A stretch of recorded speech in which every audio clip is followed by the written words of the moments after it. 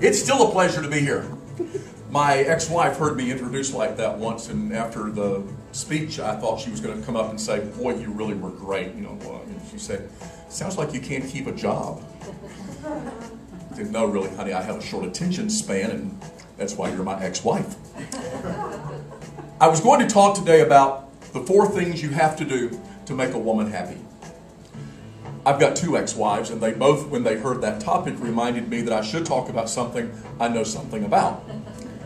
And so I've decided to talk about the 4 things you have to do to make a client happy. The reality is we're all in business, and business is based on clients. You don't have clients, you don't have a business. What do you have to do to make clients happy? Most people will say, well, you got to do good work. That's not the answer. Because everybody that you compete with does good work, or at least most of them do. So doing good work is not the thing that separates you from your competition. Doing good work is a ticket to play on the field of business. So what do you do beyond doing good work? I believe there are 4 things you have to do to make a client happy. They have to be done in order, because if you do them out of order, they will not work. 1, 2, and 3 are vital. If you do those 3 things in order, the 4th one, if you don't do it, the client will forgive you. If you don't do 1, 2, and 3, when the client dumps you, number 4 will be the reason they give. So the 4 things you have to do to make a client happy. Number 1, you have to create an environment in which the client feels secure. Primary objective of a client is to feel safe and secure in the relationship with us. Example, I was up in North Carolina doing a project for a client. They had forgotten to get some copies made.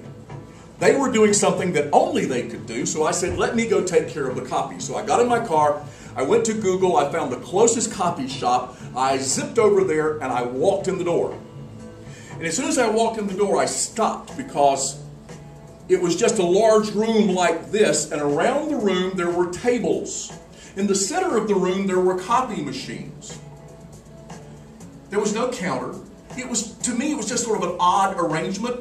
But what was really strange was that on the tables there were file folders and papers and stacks of books. There were things all over the room. And there was no rhyme or reason. There was no order to any of this. And I said to myself, the very first thing I said to myself was, I'm so glad I don't have a $10,000 print job to get done in this place, because I have no idea if it would ever get done. My first reaction was, I don't feel secure in this environment. This is okay for 50 copies.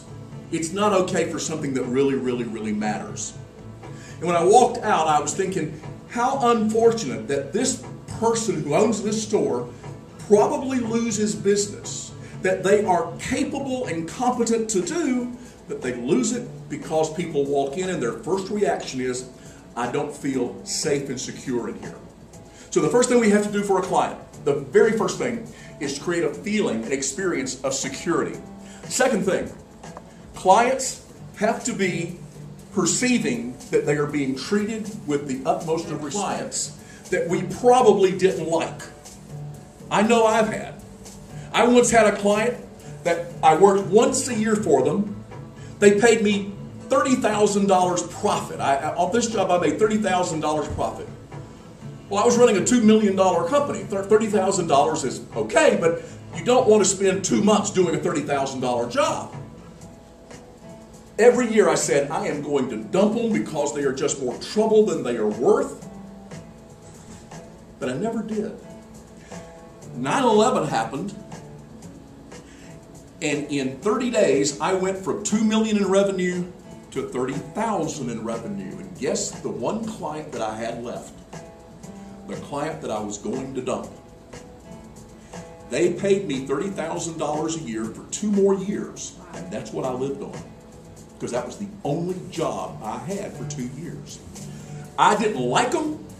Working with them was a pain, but I never treated them disrespectfully.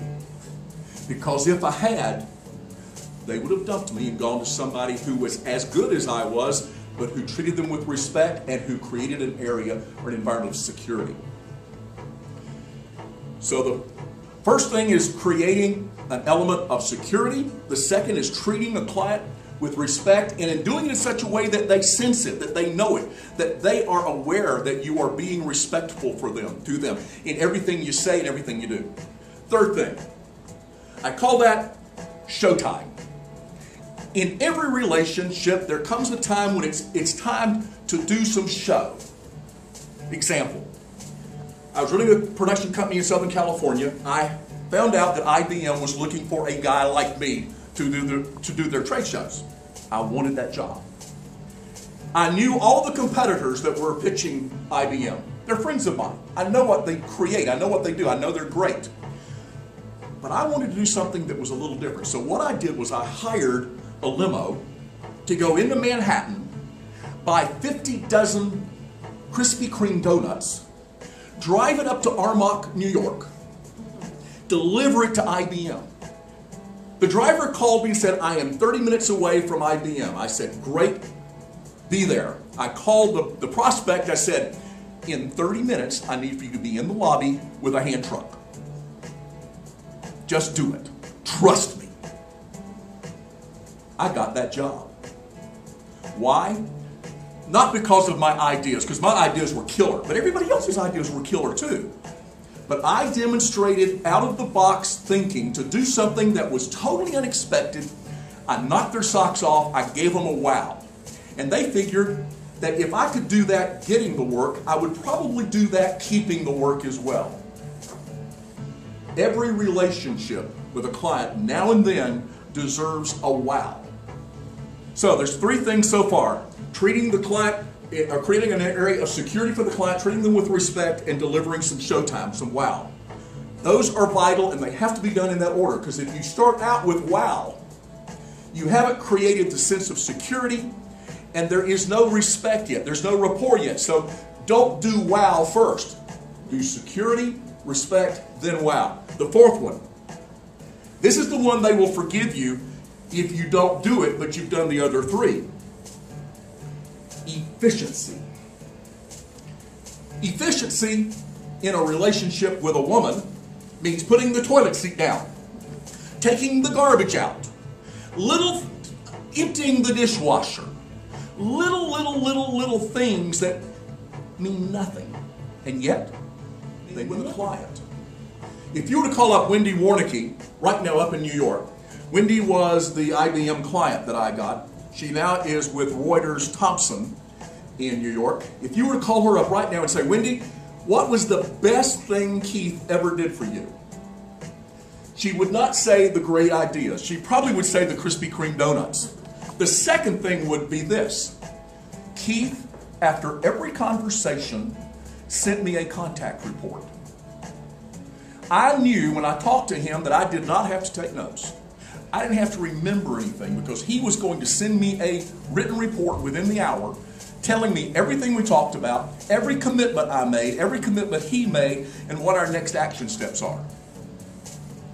She valued that more than anything else I ever did. I learned to do it from having interviewed public relations firms. That's what they did to me. I thought, that's a good idea. I think I'll steal that and use it.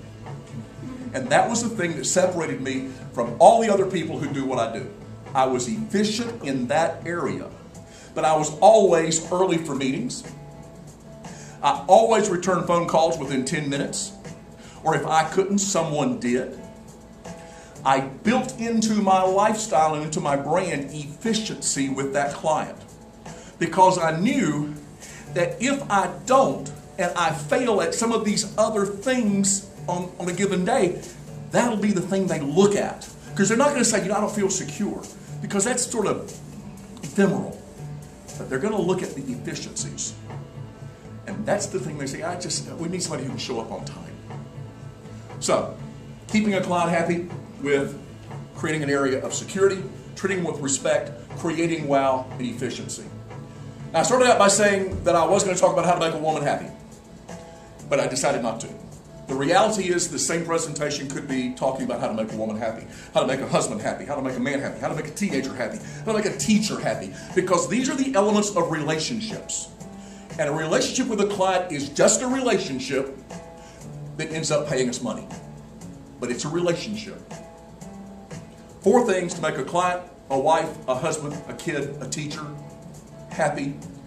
And I wish you much success as you go about making all of those people happy in your life.